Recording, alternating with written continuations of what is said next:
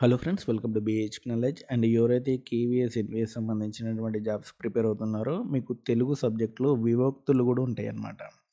And విభక్తుల నుంచి మనకి last time ఈఎంఆర్ఎస్‌లో కూడా ఒక క్వెషన్ అనేది వచ్చింది. నెక్స్ట్ కూడా మనకి కేవీఎస్, ఎన్‌వీఎస్ సంబంధించినటువంటి ఎగ్జామ్‌లో మనకి విభక్తుల నుంచి క్వెషన్ వచ్చే అవకాశం ఉంది. అండ్ విభక్తులకు సంబంధించినటువంటి కంప్లీట్ క్లాస్ అనేది మీకు ఈ వీడియోలో చెప్తాను. వీడియో ఎండింగ్ వరకు చూడండి. అండ్ ఎవరైతే ఫస్ట్ టైం నా ఛానల్ చూస్తున్నారో తప్పకుండా సబ్స్క్రైబ్ చేయండి. ఫస్ట్ అసలు విభక్తి అంటే ఏందో తెలుసుకుందాం. నామవాచకానికి లేదా సర్వనామానికి క్రియతో సంబంధం చూపించడానికి వచ్చే ప్రత్యయాన్ని విభక్తి అంటారు. ఓకేనా? నామవాచకం లేదా సర్వనామం క్రియతో సంబంధం చూపించడానికి వచ్చే ప్రత్యయాన్ని విభక్తి అంటారు. అండ్ టోటల్‌గా మనకి ఎన్ని విభక్తులు ఉంటాయంటే 8 విభక్తులు ఉంటాయన్నమాట. అండ్ ఫస్ట్ విభక్తి గురించి మనం తెలుసుకుందాం. ఫస్ట్ వచ్చేసింది మనకి ప్రథమ విభక్తి అన్నమాట. ప్రథమ విభక్తిలో ప్రత్యయాలు వచ్చేసినట్టే డు, ము, ఊలు. ఓకేనా? ప్రథమ విభక్తిలో డు, ము, ఊలు మనకి ప్రత్యయాలన్నమాట. ఉదాహరణ చూద్దాం. రాము పాఠం చదివాడు. పిల్లలు ఆడుతున్నారు. అండ్ ఇక్కడ చూడండి, రాము రాము అనేది ఇక్కడ ప్రత్యయం వచ్చింది కదా, ము అనేది. సో ము వచ్చింది కాబట్టి మనకి ఇది ప్రథమ విభక్తి అనమాట. సో ఇక్కడ మీకు అర్థమైంది కదా, రాము అనేది పేరు అనమాట, నౌన్. సో రాము ము అనేది వాడారు కాబట్టి, ఈ ప్రత్యయం వాడారు కాబట్టి దీన్ని ప్రథమ విభక్తి అంటారు. పిల్లలు లు అనేది వాడారు కదా, పిల్లలు అన్నది మనకి ఏంటిది, సర్వనామం. ఇది పేరు కాదు, సర్వనామం అనమాట. సో పిల్లలు లు అనేది వాడారు కాబట్టి ఇది కూడా ప్రథమ విభక్తి అవుతుంది. సో స్టార్టింగ్లో ఉన్న నేమ్స్కి లాస్ట్లో మనకి ము కానీ, డు కానీ, ఊ కానీ, లు కానీ ఉంటే మీరు ప్రథమ విభక్తి కింద దాన్ని రాయడం అనేది చేయాలన్నమాట. ఓకేనా? అండ్ జాగ్రత్తగా చూసుకోవాలి. ఓకేనా? విభక్తులు. ద్వితీయ విభక్తి. ద్వితీయ విభక్తి యొక్క ప్రత్యయాలు వచ్చేసినట్టే నిన్, నున్, లన్, గూర్చి, గురించి. సో కిందికి ఉదాహరణతోని మీకు ఎక్స్ప్లెయిన్ చేసి అర్థమవుతుంది. రాము పుస్తకమును చదివాడు. ను. ఓకేనా? రాము పుస్తకంను చదివాడు. ను అనేది వచ్చింది కదా. సో ఈ ను అనేది మనకి ప్రత్యయం అనమాట. ను వస్తే ఏం రాయాలి? ద్వితీయ విభక్తి అనేది రాయాలన్నమాట. ను వచ్చింది కాబట్టి ద్వితీయ విభక్తి అనేది రాయాలి. ఆ తర్వాత దేశం గురించి మాట్లాడారు. గురించి ఇక్కడ చూడండి, గురించి దేశం గురించి మాట్లాడారు. ఇప్పుడు ద్వితీయ విభక్తి అవుతుందన్నమాట. తృతీయ విభక్తి అనమాట. తృతీయ విభక్తిలో ప్రత్యయాలు చూసుకోండి. చేతన్, చెన్, తొడన్, తోన్. ఓకేనా? మీకు చిన్నప్పుడు కూడా చదువుకునే ఉంటారు విభక్తులు. అండ్ అయినా కానీ చెప్తున్నాను. ఇక చూడండి ప్రత్యయాలు చేతన్, చెన్, తొడన్, తోన్. ఓకే. కర్రతో కొట్టాడు. ఉదాహరణ అనమాట, ఎగ్జాంపుల్. కర్రతో కొట్టాడు.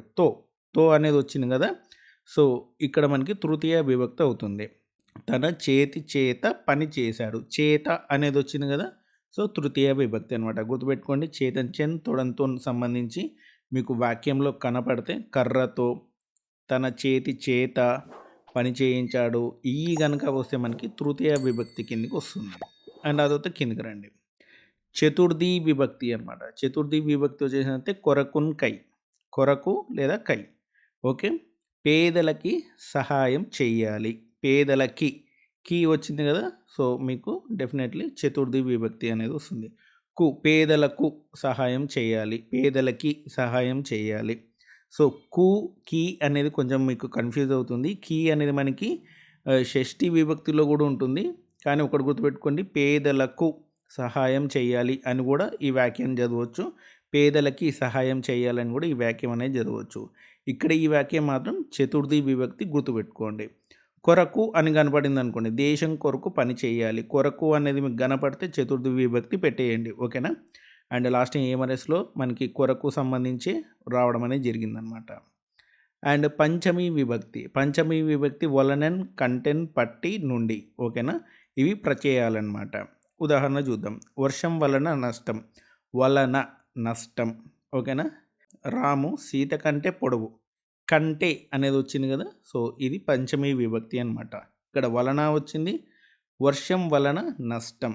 సో పంచమి విభక్తి. ఇక్కడ వలన వచ్చింది కదా, పంచమి విభక్తి. ప్రత్యయాలు మీరు బాగా గుర్తుపెట్టుకోవాలి. అండ్ ఆ తర్వాత షష్ఠి విభక్తి అనమాట. షష్ఠి విభక్తిలో కిన్, కున్, యొక్క, లొన్, లోపనన్. సో ఈ ప్రత్యయాలు అనమాట, గుర్తుపెట్టుకోండి. ఓకేనా? ప్రత్యయాలు గుర్తుపెట్టుకోండి. మీరు జాగ్రత్తగా వాక్యం చదివితే మీరు విభక్తులు అనేది పెట్టేయచ్చు. ఉదాహరణ చూద్దాం. రాము యొక్క ఇల్లు. ఇక్కడ చూడండి, యొక్క వచ్చింది కదా, షష్ఠి విభక్తి. గురువుకు గౌరవం. కు గురువుకు గౌరవం. కు వచ్చింది కాబట్టి ఇక్కడ షష్ఠీ విభక్తి. మీకు అప్పుడప్పుడు గురువుకి గౌరవం అని కూడా వస్తుంది. గురువుకి గౌరవం అనేది వస్తే అప్పుడు మీరు ఏం పెట్టాలి అంటే చతుర్థి విభక్తి అనేది పెట్టాలన్నమాట. ఓకేనా? సప్తమి విభక్తి అందున్ నన్ ఈ 2 ప్రత్యయాలు వస్తే మీకు సప్తమి విభక్తి అనేది రాయాల్సి ఉంటుంది. అడవిలో నందు సింహం ఉంది. అడవిలో నందు సింహం ఉంది. ఇది ఎగ్జాంపుల్ అనమాట సప్తమి విభక్తికి సంబంధించి. ఇదే రకంగా ఉంటుంది అందున్, నన్, గదిలో పిల్లలు ఉన్నారు. ఇది కూడా మనకి సప్తమి విభక్తి కిందకే వస్తుంది. కానీ కొంచెం డిఫికల్ట్ అనమాట.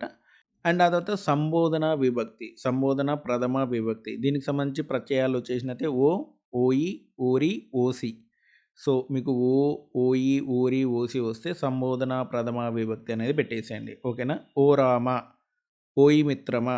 సో, ఇది మీరు ఈజీగానే కనిపెట్టేయొచ్చు. మీరు ఎవరినైనా పిలిచేటప్పుడు ఈ ప్రత్యయాలు ఉన్నాయనుకోండి, అంటే మీరు ఎవరినైనా పిలుస్తున్నప్పుడు ఓ రామ, ఓ మిత్రమా. సో, ఇవన్నీ కూడా మనకి సంబోధన ప్రథమ విభక్తి కిందికి రావడం అనేది వస్తుందనమాట. సంబోధన అంటే పిలవడం అనేదన్నమాట. పిలిచేటప్పుడు వచ్చే ఈ ప్రత్యయాలు వస్తుంటాయన్నమాట. ఈ ప్రత్యయాలు వచ్చినప్పుడు దాన్ని సంబోధన ప్రథమ విభక్తి అంటారు. ఓకేనా? ఇవి టోటల్ 8 విభక్తులనమాట. మీరు ప్రత్యయాలు గుర్తుపెట్టుకోండి.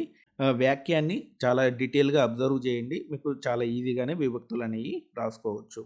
అండ్ ఎవరైనా తెలుగు నోట్స్ కావాలంటే మన యాప్‌లో కోర్స్ అనేది ఉంది. అందులో నుంచి మీరు తీసుకొని చదువుకోవచ్చు. ఓకేనా? రూ. 99 అనమాట. రేపటి నుంచి అది రూ. 149 అవుతుంది. అండ్ అంతేకాకుండా కంప్యూటర్ నాలెడ్జ్ నోట్స్ కూడా ఉంది. కావాలంటే అది కూడా తీసుకోవచ్చు. అండ్ మీకు తెలుగులో మినిమమ్ మీరు 8, 9 క్వెషన్స్ అనేవి చేయొచ్చు. కంప్యూటర్ నాలెడ్జ్‌లో 18-19 క్వెషన్స్ అనేవి చేయొచ్చు. మీరు గనక టోటల్ సబ్జెక్ట్ గనక చదివి ఉంటే మాత్రం. ఓకేనా? సో, ఇంకేమైనా డౌట్స్ ఉంటే కామెంట్ సెక్షన్‌లో అడగండి. ఇలాంటి అప్డేట్స్ కోసం మన ఛానల్ తప్పకుండా సబ్స్క్రైబ్ చేయండి. వీడియోని లైక్ చేయండి, షేర్ చేయండి. Thanks for watching.